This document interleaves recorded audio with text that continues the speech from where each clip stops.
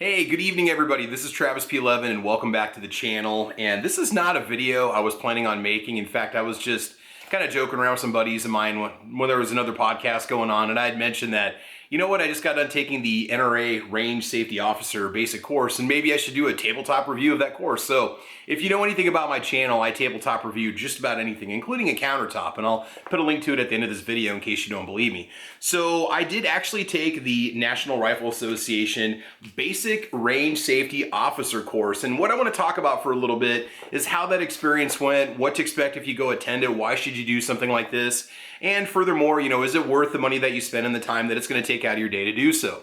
So first of all, the course, let me just say one thing real quick. I am not endorsed by the NRA. I'm not getting paid by the NRA. I'm not getting paid by the range that I paid to attend the course. Well, not the range, the school of instruction that I went to attend the course, which was Nebraska Shooters in Firth, Nebraska. In fact, here's my receipt. I paid $95. I took the course on September 18, 2022, and it ran from 8 o'clock till 5 p.m.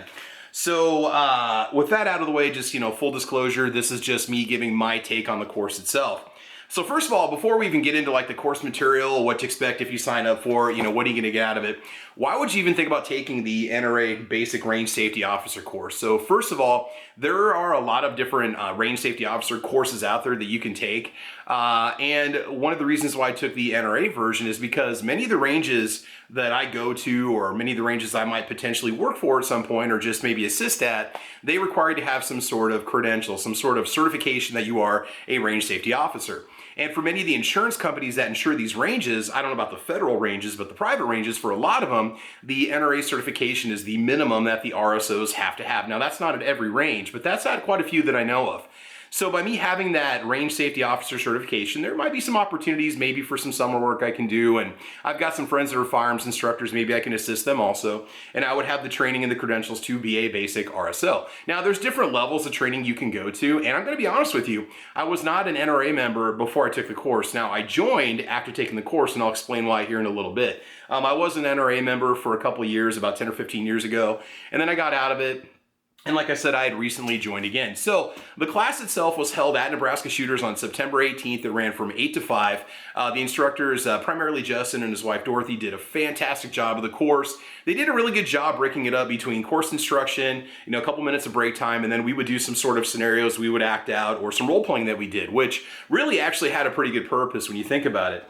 Now, the course book itself, the materials that you get when you sign up for the course, you're going to get the actual course book itself that has everything in here that really, not everything you need to know, but the majority of what you would need to understand, you know, how to be safe on the range, the variety of hand firearms that are out there, how those firearms function, especially when it comes to dealing with malfunctions, which is one of those things that you would encounter quite a bit as a range safety officer. Now, a lot of us are gun people that watch my videos. We're familiar with these things. There's a lot that we know.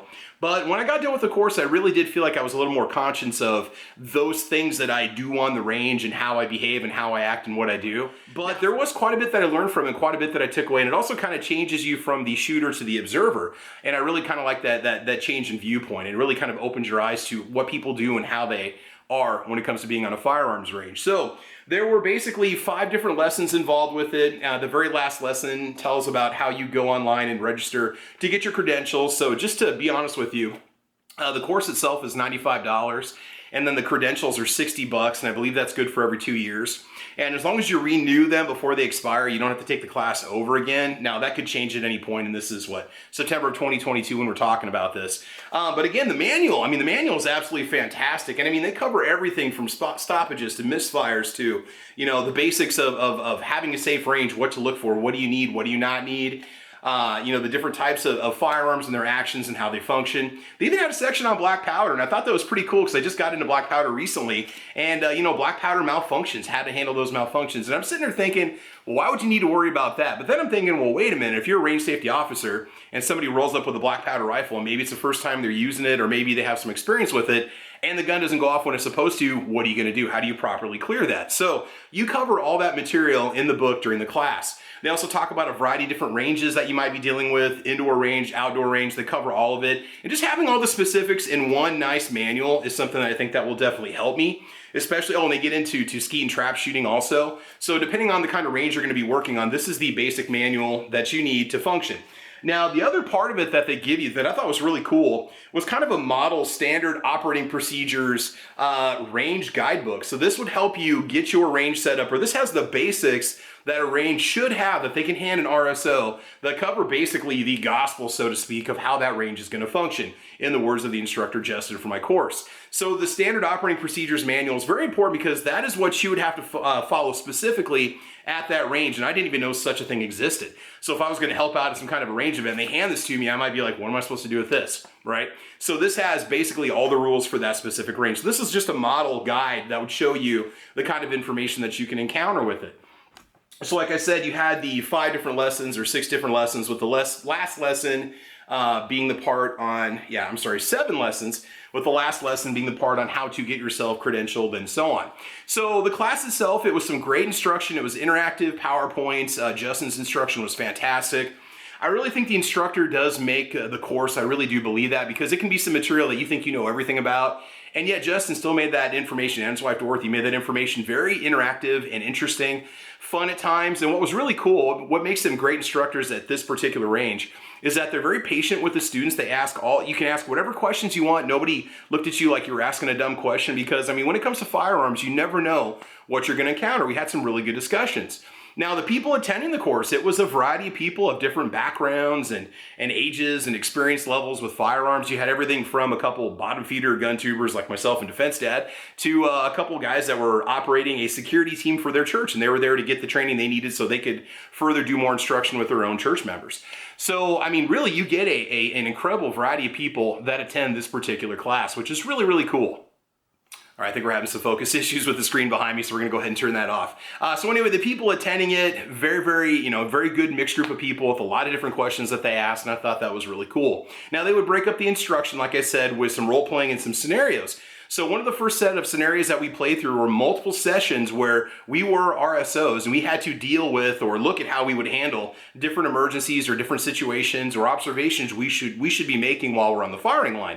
And while some of these were, they kind of seem a little bit far out there, right? The truth is that Justin and Dorothy had encountered several of these, if not all of these, at some point over all the years and years of instruction that they did and all the ranges that they've worked at. And these are actual things that can happen. And I've never had military training, but I've been through training, right, of various types, and training gets you prepared for the certain kinds of situations that you would encounter. It puts you in the correct mindset so you make the right decision. So going through the scenarios, and I was kind of a little bit nervous being the, the lead sample RSO on one of the trainings because I didn't know what was going to happen or how I was going to react to it. And it was really cool to get the instructor feedback on the training. I thought that part was awesome. So we had those opportunities. And then we also had a chance to go out to their different sections of Nebraska Shooters, the range sections of their instruction school. And we were able to kind of be the lead RSO and talk through basically running some sort of drill that we would be doing or some sort of competition, going over all the rules, going over all the basics, really stressing the medical aspect of it, who's in charge, who's second, who's third in charge, having a communication plan and so on. Just so many little things that you don't think about when you just go to a range to go shoot or you attend some sort of shooting event. And so really, like I said, it gave you a different perspective. And I've never not respected RSOs. I know everybody has different experience with RSOs, but what you have to think about and what you have to know when you do it and to keep everybody safe, it's just a whole different level than how I function when I'm just shooting on the line, right? So having an opportunity to go through and play through those different roles really made me feel like I'm much more conditioned to taking on the role of being an RSO. The other cool thing about it is, I have an opportunity to come out and shadow for some of their events out there, which is really cool. I can get some hours and get some time in there and have an opportunity to kind of see how it works. And so if you take the RSO course and you still don't feel like you're 100% ready to be the range safety officer, ask the range that you go to and just say, hey, can I just sit behind the firing line and watch how your RSOs function? Or can I go to certain trainings and events and just see how they do what they do? Especially maybe if there's an opportunity for you to work as an RSO at their range. So I think it's really cool. It opens you up to a lot of different possibilities. And, again, everybody has their own opinion about the NRA. If there's one thing that I truly believe that the NRA does well, it's creating instructional materials, which I think was kind of the basis of the NRA in the first place, right? To make people better, more proficient with their firearms and safer with their firearms. And so that's one of the reasons why I did join the NRA again shortly after taking the course. I do like this part of it. I'm also a fan of the ILA, but that's a whole different, discussion. And then, let's see, the last one is finally the discount, right? So if you do join the NRA, I went through the Nebraska Shooters website and I got a discount on the membership, which was really cool because it cut the actual range officer certification fees in half, which was, well, nearly in half, which was really cool because I feel like I'm kind of getting my money back on that first year membership. So that part of it was a bonus too. And there's little things I'm going to get, like magazine in the mail and so on.